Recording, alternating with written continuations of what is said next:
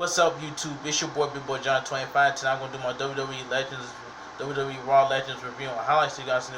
Hit that like button and subscribe, and let's get started. The first hour of Raw itself was just boring. It was just boring.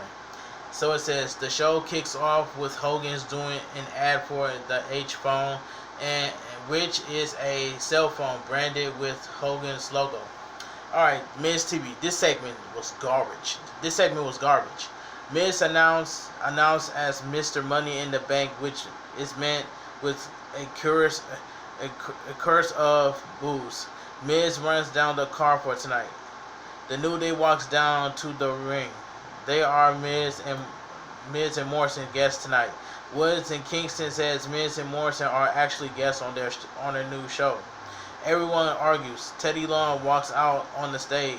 Long tells Miz and Morrison that they will face The Undertaker tonight. That part right there where Teddy Long just said was cringe. But anyway, Adam Pearce runs out on the stage and tells Long that's not the match. Teddy Long books as Miz and Morrison versus the New Day instead. That match is next. So we get the New Day versus the Miz and Morrison. This match was decent for what it was, but I didn't pay attention at the same time. Kingston and Woods land a fury of offense to Morrison. Morrison surprised Woods with a shot to the gut. Miz tags in and continues the assault on Woods' ribs. Miz miss a running boot. Woods roll up Miz for a near fall. Kingston tags in and splashes Miz in the corner. Kingston whips Miz into Woods. Honor roll. Miz kicks out. Kingston tries a leapfrog, but Miz locks Kingston in the squall caution finale position. Kingston escapes and tries Trouble in Paradise. Miz blocks it and launches Kingston into the corner. Kingston hops the ropes and hits a crossbody. Morrison misses a running shooting star. Woods holds Morrison in place as Kingston drop kicks Morrison in the face. Morrison monkey flips Kingston, but Kingston lands on his feet. Kingston twerks at Morrison. That was just sloppy right there by Kingston. Anyway, Kingston monkey flips Morrison. Morrison tries to land on his feet, but ends up landing on his face. Woods and Kingston sends Miz and Morrison out of the ring. Kingston lands the Fallen Star splash. After the break, Miz and Morrison are taking turns working over Kingston. Kingston surprised Morrison with the SOS. Kingston tags in Woods. Woods clears the ring. Morrison floors Woods with an elbow. Woods responds with a discussed elbow. Morrison rolls up Woods with his feet on the ropes. Kingston knocks them off the ropes. Morrison yells at Kingston. Woods hits a shining wizard on Morrison for the win. The winner of the match, the New Day. That match itself was decent, but I didn't pay attention at the same time. I was too busy talking to Tim on live stream. But anyway, shouts to Tim, by the way. Backstage, Charlie asked Randy Orton what was going through his mind last week. Orton says the voices in his head told him to set Alexa Bliss on fire. Orton couldn't do it. Orton showed restraint in comparison towards Bliss. Orton hates himself for it.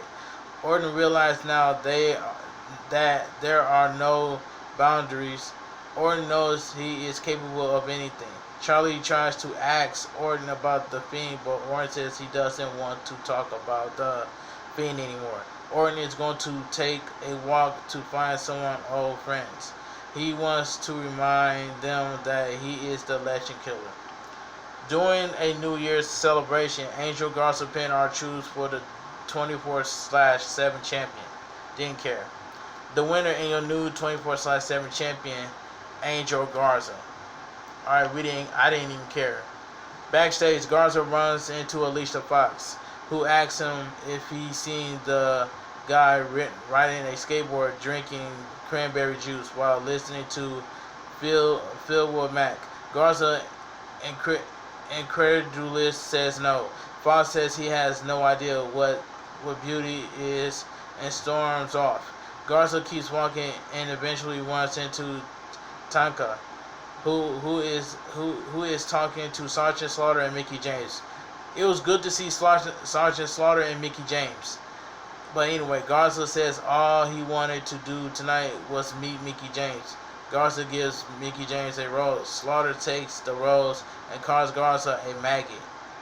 Alright, so we get AJ Styles versus Elias. I did not really care about this match. We seen this match last week, so why we gotta see this match again? I didn't really care.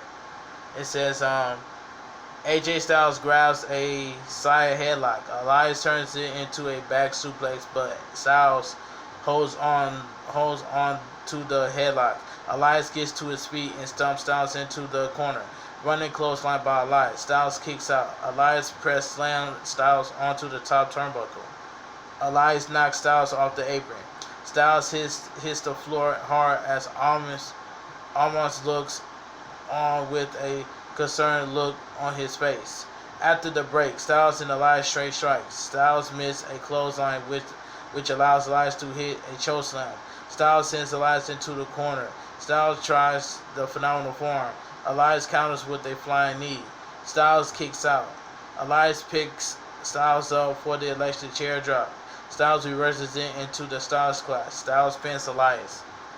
The winner of the match, AJ Styles. I didn't really care about this match. Riker tries to sneak up behind Styles to hit him with Elias' guitar. Almost near teleports into the ring to kick the guitar to pieces before it can land. Riker runs away like a scared small child. Backstage, Charlotte Flair announced she will be entering this year's Royal Rumble. This year's Women's Royal Rumble. I don't want to see Charlotte Flair win another Royal Rumble this year. I do not want to see that. You know, it is what it is. So, let's move on. So we get backstage. It says backstage. So we get backstage. Riddle suggests that Big Show changed his name to the Big Bro Show, which is god awful. Show says he think about it. Riddle walks away. Orton walks in and tells Show. Show says Orton isn't going to go him into doing something stupid. Orton says Show clearly doesn't have the guts to do something about it, so he be on his way. Show is seething. So we get Asuka and Charlotte Flair versus Peyton Royce and Lacey Evans. This match was terrible. Terrible match. So we get Evans and Royce double team Charlotte. Charlotte managed to tag in Asuka, who clears the ring. Asuka goes up top, but Royce pushes her off. Outside of the ring, Evans is flirting with Ric Flair. Charlotte slaps Evans. Evans spears Charlotte.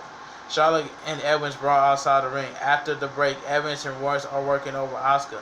Asuka managed to tag in Charlotte. Charlotte blasts Evans with a stiff right hand. Charlotte drops a knee on Evans' leg to soften her up for the figure 8. Charlotte lights Evans up with the chops after chop. Evans tags in Royce before getting suplexed by Charlotte. Charlotte hits a moonsault on Royce and Evans at the same time. Asuka tags in and hits a Shining Wizard. Charlotte and Asuka hit their finish on Royce. Evans breaks up the pin. Evans crawls on the apron towards Flair. Evans grabs Flair by the tie. Charlotte kicks Evans off the apron before she can kiss her father. Flair tries to help Charlotte but accidentally trips her as she hits the ropes. Royce rolls up Charlotte for the win. The winner of the match, Peyton Royce and Lacey Evans. I'm just going to say this right now. Peyton Royce and Lacey Evans are not a tag team. Lacey Evans and Dana Brooke are a tag team. But why would you break up the Iconics? There was no reason for that. But anyway, Charlotte rolls out of the ring and gets in her father's face. Charlotte tells her father to stay out of her business again. Charlotte tells her father to walk away. Flair does. Backstage, Hogan and Jimmy Hart interrupt Sheamus and Drew McIntyre to say stuff. Hogan is a fan or whoever. Alright, let's move on. So we get Bobby Lashley versus Matt Riddle. This match was decent for what it was. It was just a decent match. As Lashley is handing over his United States Championship. Matt Riddle attacks Lashley from behind. Since the bell hasn't rung, the referee asks Lashley if he can go. Lashley says he can. Riddle tries to lock in an armbar, but Lashley turns it into a slam. Riddle tries to lock Lashley in the ropes hang version of the armbar, but both tumble over the top rope. Lashley puts Riddle on his shoulders and drives Riddle head into the ring post. Riddle does a full spin before falling to the floor. Riddle has been rocked. After the break, Lashley is working over Riddle. Riddle fires up. Lashley almost hits the C4, but Riddle lands on his feet. Riddle lands the PK followed by a final flash. Lashley kicks out. MVP distracts Riddle long enough for Lashley to pull him off the top rope and hits the Dominator. Lashley puts Riddle in the Hurt Lock. Lashley swings Riddle and the referee narrowly ducks Riddle, swinging his feet. Riddle taps out, but the referee doesn't see it. Lashley lets the hold go, because he thinks he won. Lashley and MVP argue with the referee. Riddle rolls up Lashley for the win. The winner of the match, Matt Riddle. So, I just hate when champions being pinned on the middle ring. So, Bobby Lashley took the pinfall. But anyway, backstage, Mark Henry tells Ricochet to keep his head up. Henry has his leg up on the scooter due to a leg injury. Orton taunts Henry about not being able to wrestle anymore. Orton asks how fast the scooter goes. Henry says hopefully fast enough to get away from Orton. Orton tells Henry to pedal away or he will end Henry. Orton owns Henry so many receps that Henry is lucky to get past this pass. Henry rolls away with his head down. Why did Randy Orton have to do Mark Henry like that? It just crazy. So backstage, Lashley MVP ran about Lashley's being cheated. Lashley says he's going to end Riddle's you know what. As Mandy Rose makes her way to the ring, Shayna Baszler attacks her from behind. Dana Brooke runs down to the ring to make the save. Brooke demands a match with Baszler right now. Baszler agrees. So Shayna Baszler versus Dana Brooke. This match was quick, but I didn't really care. Baszler puts Dana Brooke in a Kafura clutch. Brooke turns it into a pin for the win. The winner of the match, Dana Brooke. And there you go. Alright. So Baszler still has Brooke in the clutch. Baszler refused to let go. Rose hits the ring and destroyed Baszler with a running knee. It says Brooke and Rose flapjack Baszler and toss her out of the ring. Wow. Backstage, Ric Flair is talking to IRS and Molly Holly. Randy Orton walks in and Molly Holly and IRS slowly walk away. Orton says maybe Flair should walk him down to the ring one more time. Then again, Orton doesn't want Flair to mess up as he did during his daughter's match earlier tonight. Flair says he'll never walk Orton to the ring again. Orton calls Flair a pathetic old man. So he already disrespected Mark Henry and Ric Flair. So that's just crazy, man. Backstage, Riddle tells Lee it's a new year and there is going to be a new champ. Keith Lee thanks Matt Riddle for the prep talk. Alright, let's move on. So we get Randy Orton versus Jeff Hardy. This match was good. This match was good for what it was. But I love the throwback match right here. So it says the winner of the match, Randy Orton. Alright, there you go. So we get Backstage, Lucha House Party runs into Melina. Melina is very beautiful. I was so happy to see Melina tonight. Melina does the Lucha chant with Lance Dorado and Grand Metalik. Alright, the Hurt Business versus the Lucha House Party. So the Hurt Business dominates this ass. Anyway, Benjamin and Alexander argue as they beat down Dorado and Grand Metalik. In the confusion, Dorado pins Benjamin. The winner of the match, Lucha House Party. Now, I don't want to see the New Day. I'm sorry, I was going to say New Day. I don't want to see the Hurt Business break up because that would be really stupid. So keep the Hurt Business together. I don't want to see the Hurt Business break up. I do not want to see that. But anyway, MVP yells at Benjamin and Alexander. Alexander storms off. Backstage, Angel Garza interrupts Tori Wilson and Nikki Cross. It was good to see Tori Wilson. But if you don't have nothing to do with Nikki Cross, send Nikki Cross back down to NXT. That's just my opinion. But anyway, Garza tries to give Tori Wilson a rose. Wilson tells Garza that she invited Cardi B, Ariana Grande to watch Raw tonight.